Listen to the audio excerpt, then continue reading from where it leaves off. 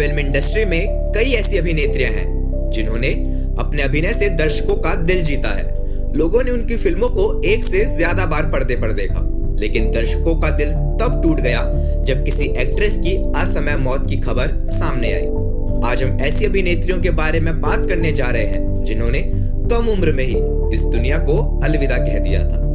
हसीना की मौत ने न सिर्फ फिल्म इंडस्ट्री बल्कि उनके फैंस को भी कई दिनों तक झंझोर कर रख दिया था। तो आइए आज जानते हैं इन दिवंगत अभिनेत्रियों के बारे में। मधुबाला।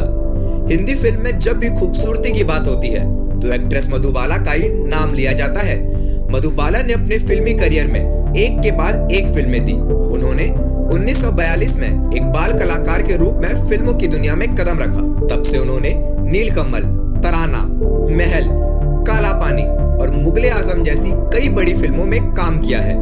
मधुबाला के दिल में बचपन से ही छेद था। एक शूटिंग के दौरान बीमारी की सूचना मिली थी, तभी से मधुबाला की तबीयत खराब हो गई। मधुबाला लगभग 10 वर्षों से इस बीमारी से जूझ रही थी और 23 फरवरी 1959 को उनका निधन हो गया।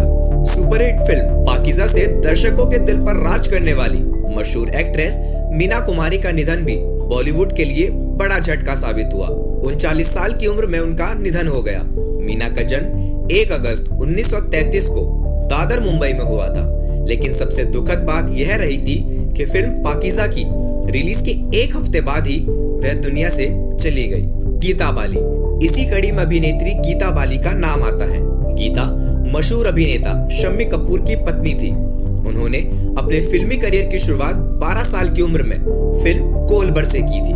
गीता का जन्म 30 नवंबर 1930 को पाकिस्तान में हुआ था और 21 जनवरी 1965 को 34 साल की उम्र में मुंबई में चिकन पॉक्स से उनकी मृत्यु हो गई थी। गीता का निधन शम्मी कपूर के लिए गहरा आघात था। परवीन बॉबी।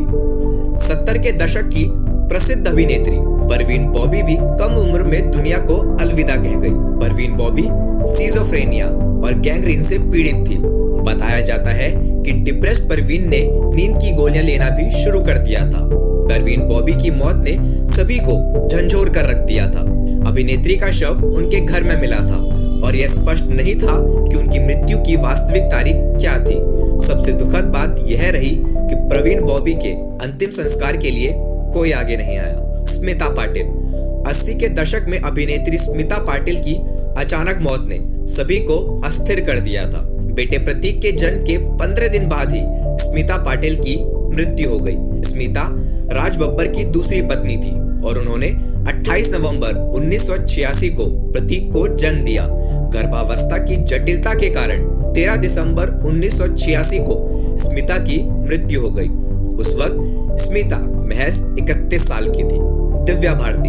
एक्ट्रेस दिव्या भारती का नाम आज भी लोगों की जुबान पर है और उनकी एक्टिंग को लोगों ने खूब पसंद किया था।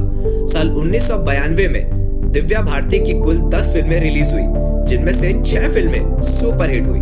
टॉप हीरोइनों की लिस्ट में दिव्या भारती का नाम शामिल था, लेकिन 5 अप्रैल को उनके निधन की खबर ने सभी को झंझोर कर रख दिया।